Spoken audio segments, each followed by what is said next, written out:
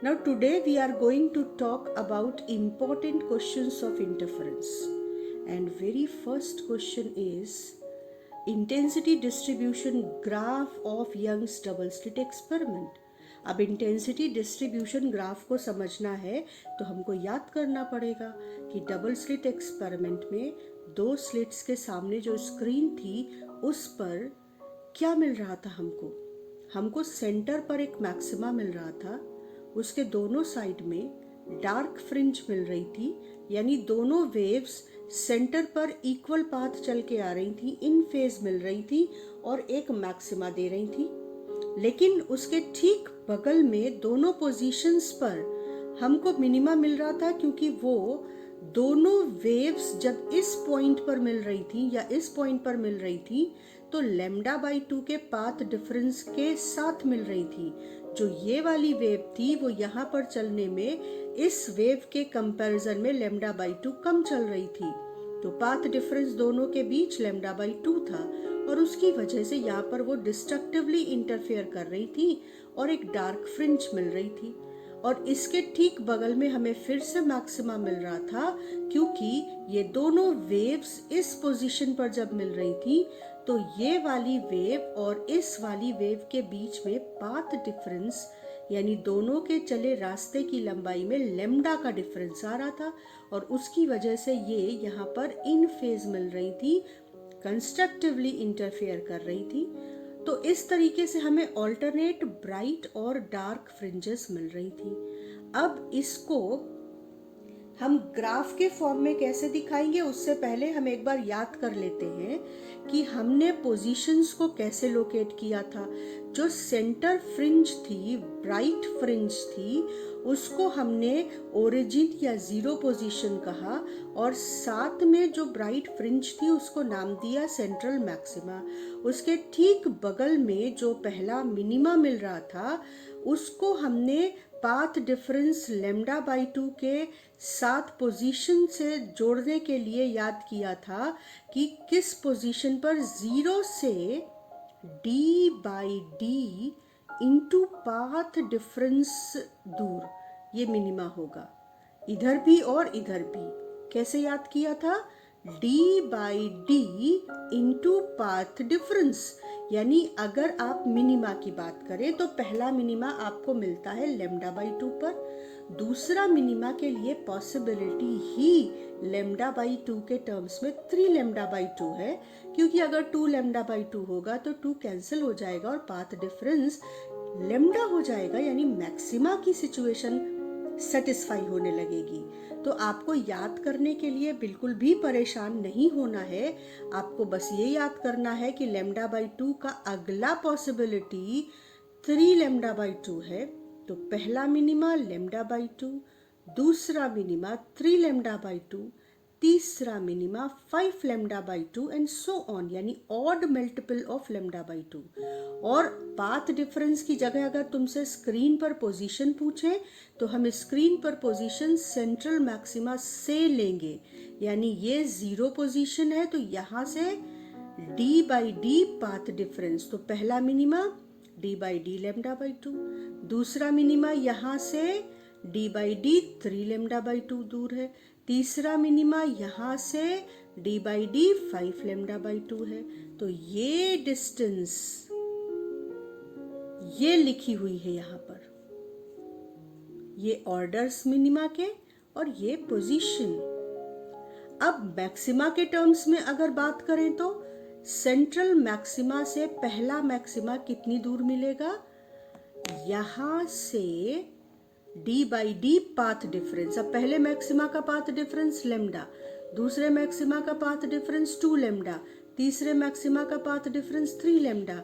तो zero position से lambda दूर पहला maxima, d by D lambda, zero position से d बाई डी 2 लेमडा दूर दूसरा, जीरो पोजीशन से d बाई डी 3 लेमडा तीसरा।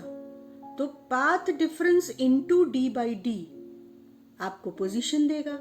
और अगर आपको पाथ डिफरेंस याद करना है तो फिर से close your eyes just and recall. पहला मिनिमा लेमडा बाई 2, दूसरा मिनिमा 3 लेमडा बाई 2, तीसरा minima 5 lambda by 2 and so on, odd multiple of lambda by 2. Similarly, पहला मैक्सिमा पाथ डिफरेंस लैम्डा, दूसरा मैक्सिमा 2 लैम्डा, तीसरा maxima 3 lambda and so on, integral multiple of lambda. तो clear हुई position. अब maxima और minima हम दिखाएंगे कैसे. तो मैक्सिमा और मिनिमा दिखाने के लिए हम पहले एक्स और वाई ग्राफ ड्रॉ करेंगे. एक्स और वाई ग्राफ ड्रॉ करेंगे. अब आप एक्स एक्सिस पे पाथ डिफरेंस भी प्लॉट कर सकते हैं और पोजीशन भी प्लॉट कर सकते हैं. पाथ डिफरेंस प्लॉट करना है तो सेंटर मैक्सिमा, एक्स एक्सिस पे पाथ डिफरेंस और वाई एक्सिस पे इंटेंसिटी. अब इंटेंसिटी मैक्सिमम पोजीशन पर क्या होगी और मिनिमम पोजीशन पर क्या होगी, उसके लिए हम एक बार इंटेंसिटी की, नेट इंटेंसिटी के एक्सप्रेशन पर चले जाते हैं. नेट इंटेंसिटी का फॉर्मूला अब तक हमको याद हो जाना चाहिए, I1 + I2 + 2 √I1 I2 cos phi. अब हम एक ही वेव से दो वेव्स डिराइव कर रहे हैं, एक सोर्स से दो सोर्सेस, कोहेरेंट सोर्सेस डिराइव कर रहे हैं. इंटेंसिटी सेम होगी, I1 I2 = I. तो अब मैक्सिमम कब मिलेगी, जब फेज डिफरेंस इनके बीच या तो 0 होगा या 2 पाई होगा या 4 पाई होगा, यानी cos phi की वैल्यू जब मैक्सिमम होगी. और cos phi की मैक्सिमम वैल्यू क्या है, 1. तो मैक्सिमम इंटेंसिटी तो आपको I1 I2 बराबर है, तो I1 I2 की जगह I रख दो, cos phi की जगह 1 रख दो, तो ये 2I + 2I और cos phi 1, यानी 2I + 2I that is 4I. तो मैक्सिमम इंटेंसिटी कितनी मिलेगी, जहां भी मिलेगी 4I. मिनिमम इंटेंसिटी क्या मिलेगी, मिनिमम इंटेंसिटी तब मिलेगी जब cos phi की वैल्यू मिनिमम हो. cos phi की मिनिमम वैल्यू -1 कब होगी, जब पाई हो या 3 पाई हो या 5 पाई हो, यानी ऑड मल्टीपल ऑफ पाई होंगे तो cos phi की वैल्यू -1 होगी. और तब नेट जो इंटेंसिटी है वो √I1 difference √I2 whole square हो जाएगी. और अगर I1 I2 बराबर है तो I मिनिमम 0 हो जाएगा. यानी जहां मैक्सिमम इंटेंसिटी मिलेगी वहां 4I मिलेगी और मिनिमम इंटेंसिटी होगी 0. तो जो लाइट एनर्जी यहाँ से डिसअपियर होगी वो यहाँ पर अपीयर हो जाएगी. तो एक तो पॉइंट ये कि ये एनर्जी कंजर्वेशन लॉ का वायलेशन नहीं है. एनर्जी ये जो मिसिंग है डिस्ट्रक्टिव इंटरफेरेंस में, वो कंस्ट्रक्टिवली इंटरफेरेंस में अपीयर हो रही है. दूसरा कि हमको 0 और 4I ये वैल्यूज मिनिमम और मैक्सिमम मिल रही हैं. एक जनरल आइडिया कि जनरल एक्सप्रेशन क्या होगा अगर I1 I2 बराबर है, तो बस एक नज़र देख लेते हैं कि जनरल एक्सप्रेशन नेट इंटेंसिटी का होगा 2I + 2I. I1 I2 बराबर है ना, तो 2I + 2I cos phi. और यहाँ पे 2I कॉमन लो तो 1 + cos phi को आप लिख सकते हो 2 cos square phi by 2, क्योंकि cos phi को आप लिख सकते हो 2 cos square phi by 2 -1. तो cos 2 थीटा का एक्सप्रेशन यहाँ पर यूज किया गया है और उससे इसे इस फॉर्म में सिंप्लीफाई किया गया है. ये बहुत फेमस एक्सप्रेशन है नेट इंटेंसिटी का, तो हमें इस फॉर्म की जानकारी होनी चाहिए. अब आ जाते हैं अपने ग्राफ पर. तो मैक्सिमम और मिनिमम वैल्यूज हमें पता चल चुकी हैं. तो हमने y एक्सिस पर इंटेंसिटी प्लॉट की, x एक्सिस पर या तो पाथ डिफरेंस या पोजीशन स्क्रीन पर प्लॉट कर सकते हैं. तो अगर सेंटर पर बात करें तो ओरिजिन पोजीशन का या पाथ डिफरेंस का 0 और मैक्सिमा मिलेगा सेंटर पर, तो ये रही हमारी इंटेंसिटी मैक्सिमम 4I. इसके बाद ग्रेजुअली इंटेंसिटी डिक्रीज करके जब ये λ/2 हो जाएगी पोजीशन, पाथ डिफरेंस, और पोजीशन d/d λ/2, पाथ डिफरेंस λ/2 और पोजीशन d/d λ/2. तो यहाँ पर हमको मिनिमा मिलेगा, इधर भी और इधर भी. इसके बाद जब पाथ डिफरेंस λ होगा तो फिर से हमको 4i इंटेंसिटी मिलेगी। और अगर पोजीशन स्क्रीन पर पूछे तो d by D into lambda path difference यहाँ पर। तो आप ये देखो कि 0 पे, लेमडा पे, 2 लेमडा पे, 3 लेमडा पे आपको मैक्सिमा मिल रहा है अगर आप x पर पाथ डिफरेंस प्लॉट करते हो। और जहाँ जहाँ मैक्सिमम इंटेंसिटी है वो वैल्यू है 4i। और इंटरफेरेंस पैटर्न की खासियत है कि जहाँ जहाँ ब्राइट फ्रिंजेस मिलती हैं उनकी इंटेंसिटी ऑलमोस्ट इक्वल होती है, उनकी विड्थ ऑलमोस्ट इक्वल होती है, अनलाइक डिफ्रैक्शन पैटर्न। और जहाँ जहाँ मिनिमम इंटेंसिटी मिलेगी वो 0 होगी। तो आप इस तरीके से अपने ग्राफ को रिप्रेजेंट करेंगे। ये है intensity distribution graph with respect to path और पोजीशन ऑन द स्क्रीन। और ये बहुत ज़्यादा बार पूछा गया है, 2 मार्क्स का क्वेश्चन पूछा जाता है। तो इसको हम ड्रॉ करेंगे और याद रखने का तरीका है कि कम से कम 2 से 6 बार आप इसको ड्रॉ करेंगे, खुद को एक्सप्लेन करते हुए इंडिपेंडेंटली। जब आप इसको 2-3 बार ड्रॉ कर ले बिना किसी एरर के, और शेप ऑफ द ग्राफ पर भी बहुत ध्यान देना है क्योंकि ये प्रैक्टिकल रिजल्ट्स हैं। इनको, इन शेप्स को स्टैंडर्ड फॉर्म है इसी फॉर्म में ड्रॉ करना होगा। तो हमको ये क्वेश्चन 2 नंबर का अश्योर हो जाएंगे हम कि ये हमारा रेडी है। अब आ जाते हैं नेक्स्ट क्वेश्चन पर, यंग्स डबल स्लिट एक्सपेरिमेंट में। ये बहुत इम्पॉर्टेंट। इसके बाद यंग्स डबल स्लिट एक्सपेरिमेंट के जो पैटर्न है, इंटरफेरेंस पैटर्न, उसमें fringe with beta is d by D lambda. और अब इससे रिलेटेड बहुत सारे क्वेश्चंस जो फ्रीक्वेंटली पूछे जाते हैं, चलिए अब उनके बारे में एक एक करके बात करते हैं। बट बिफोर दैट आपको ये पूरा स्क्रीन का मैपिंग अच्छे से ध्यान से देखकर इंडिपेंडेंटली खुद से ज़रूर ड्रॉ करना चाहिए। जिसका ये पार्ट अच्छे से रेडी हो गया उसको इंटरफेरेंस के न्यूमेरिकल में कोई दिक्कत नहीं आने वाली है।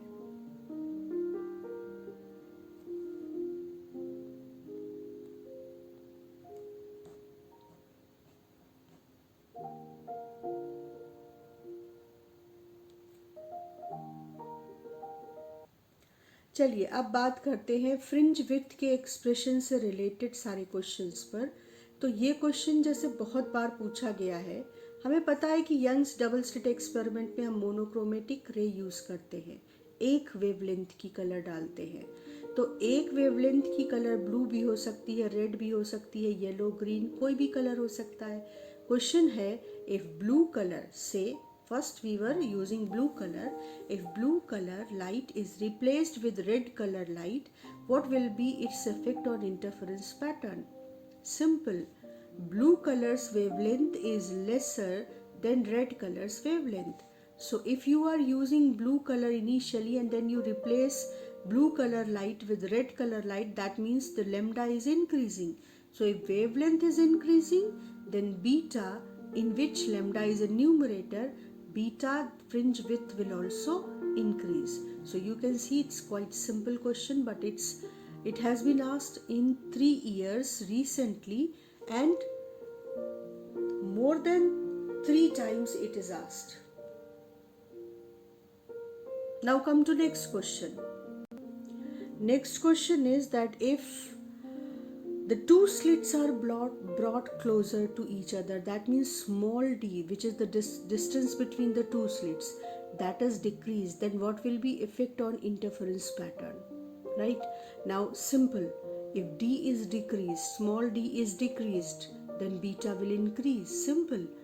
लेकिन इसको 2 तरह से और भी पूछा गया। पहला कि अगर 2 स्लिट्स के बीच के डिस्टेंस को डबल कर दिया गया तो फ्रिंज विड्थ पे क्या असर पड़ेगा या पैटर्न पे क्या असर पड़ेगा।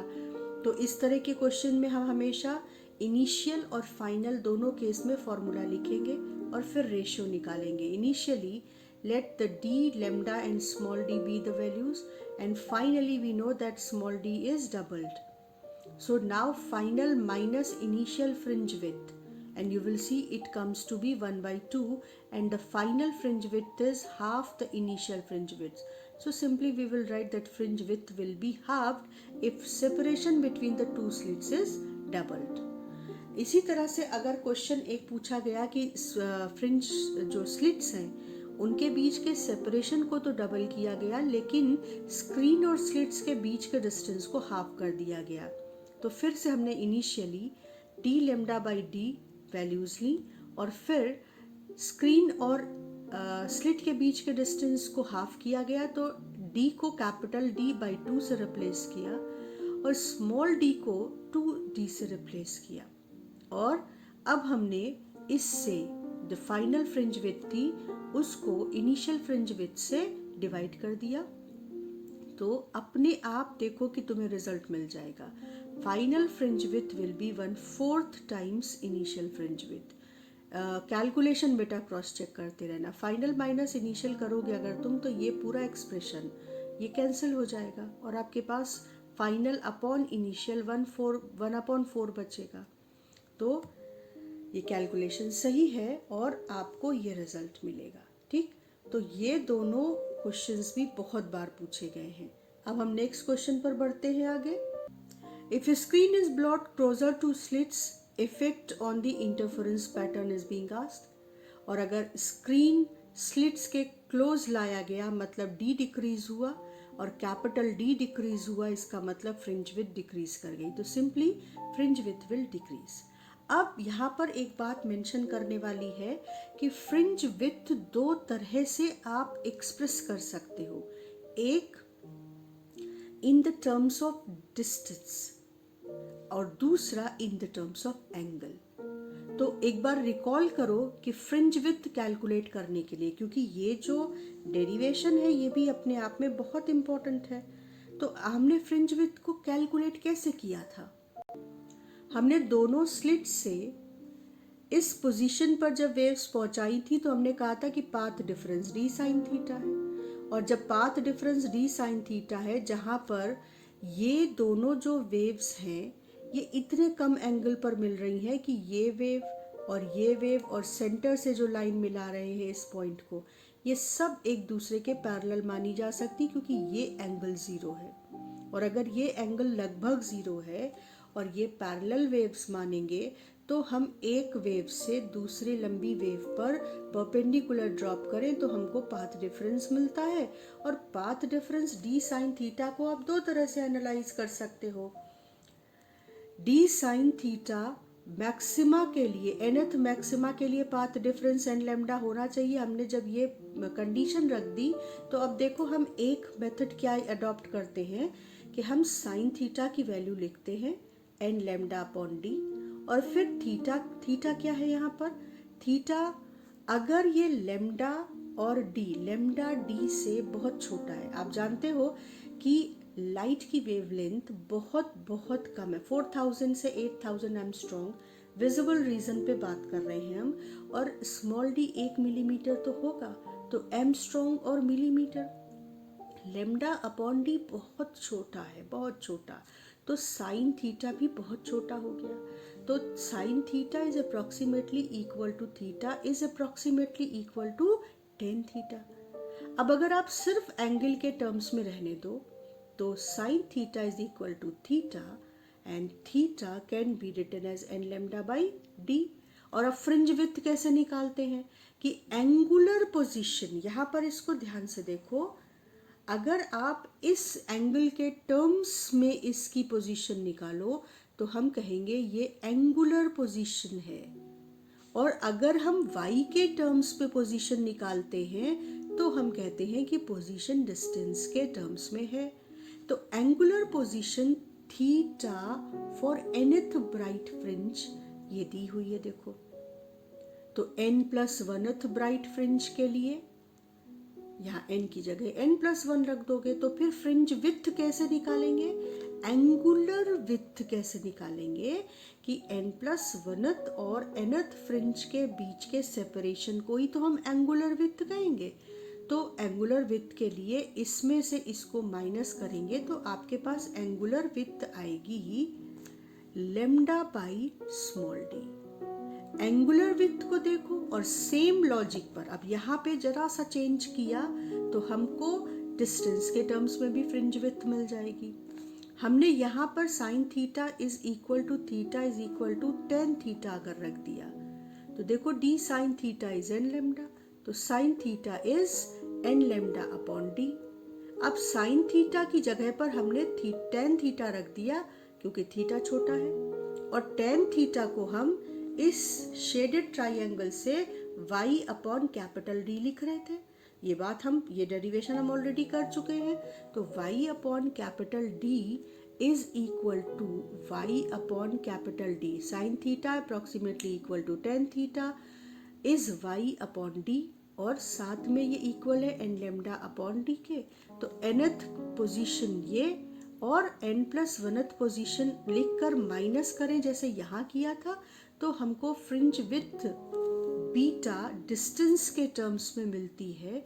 ये तो पोजीशन लिखी है, बीटा डिस्टेंस के टर्म्स में मिलती है D lambda upon small D. तो एंगुलर विड्थ और डिस्टेंस के टर्म्स में विड्थ में सिर्फ एक कैपिटल डी का डिफरेंस है, ठीक।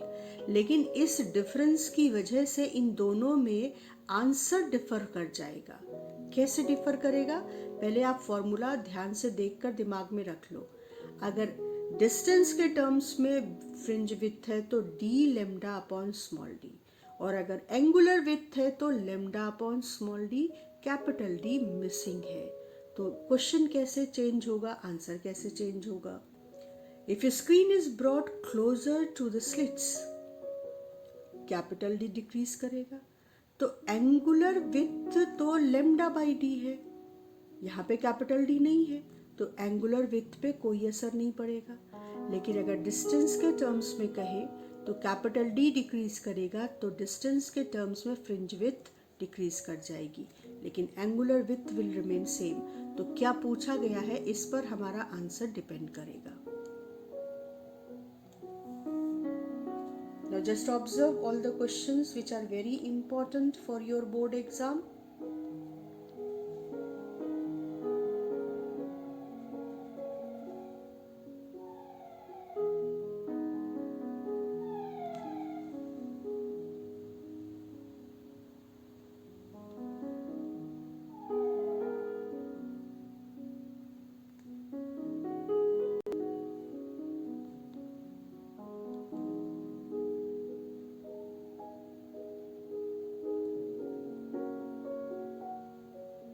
एंगुलर विड्थ पर क्योंकि न्यूमेरिकल भी पूछे जाते हैं, इसलिए एंगुलर विड्थ का फॉर्मूला याद होना भी उतना ही जरूरी है।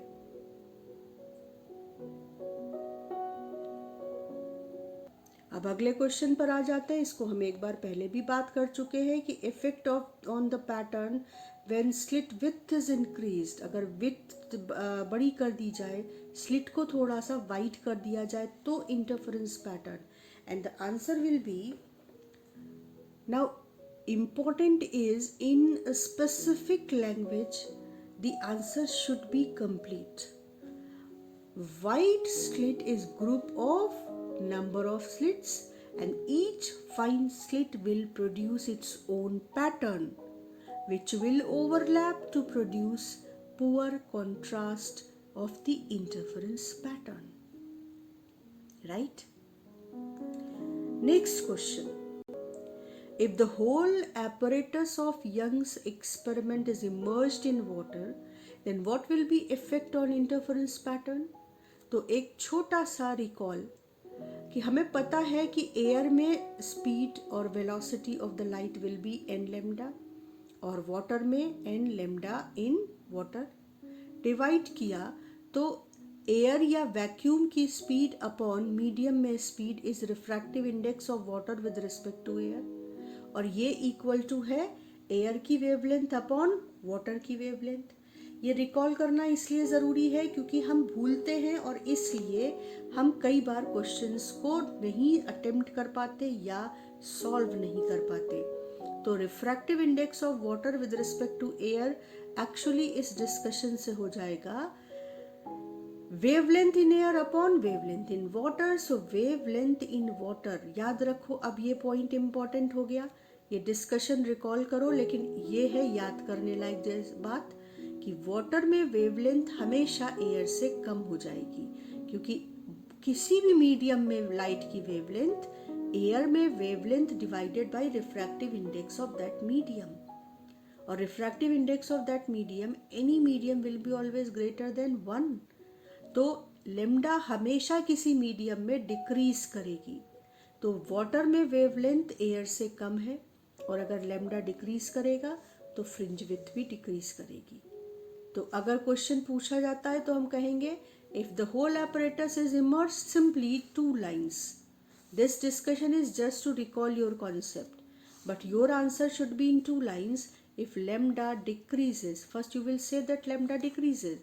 You will write that lambda in water is less than lambda in air.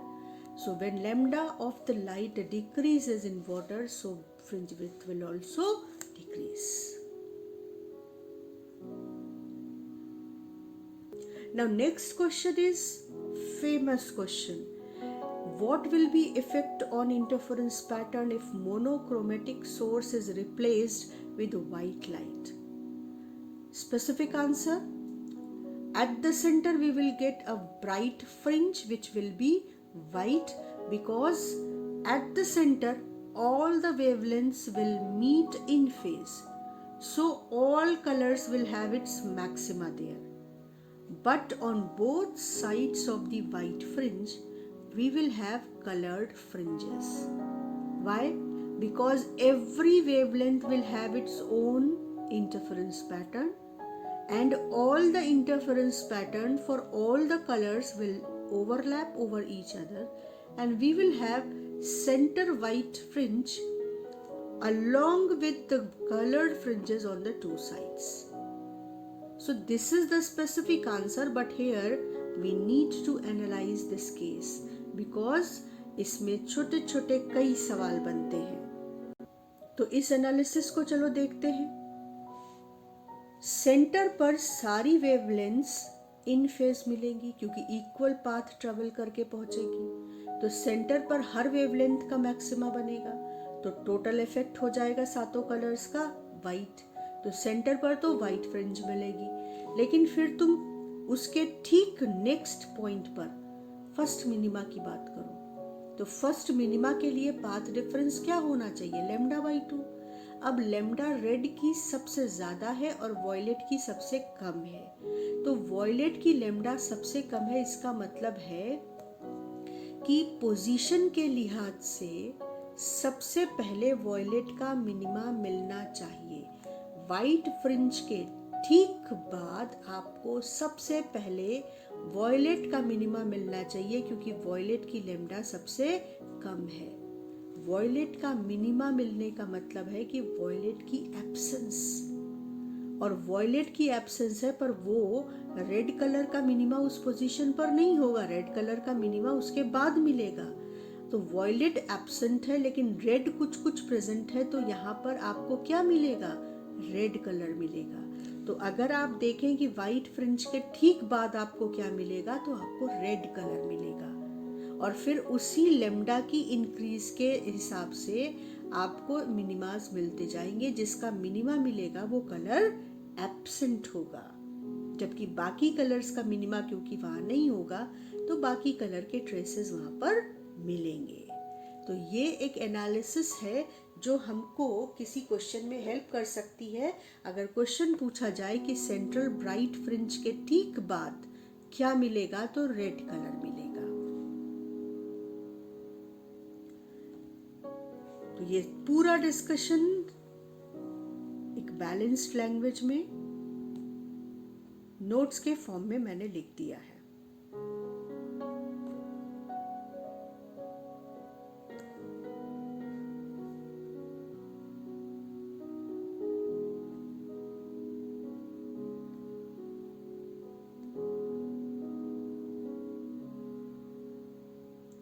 अब इंटरफेरेंस के कुछ और भी क्वेश्चंस हैं।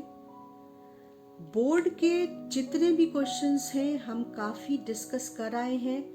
एक और क्लास हम इंटरफेरेंस के क्वेश्चंस पर लेंगे, लेकिन पहले हम डिफ्रैक्शन डिस्कस करेंगे क्योंकि अब हम इंटरफेरेंस और डिफ्रैक्शन के कॉमन क्वेश्चंस डिस्कस करेंगे. तो before discussing the next part of the next segment of the questions, we will first understand the last topic of wave optics for this year's board syllabus, that is diffraction.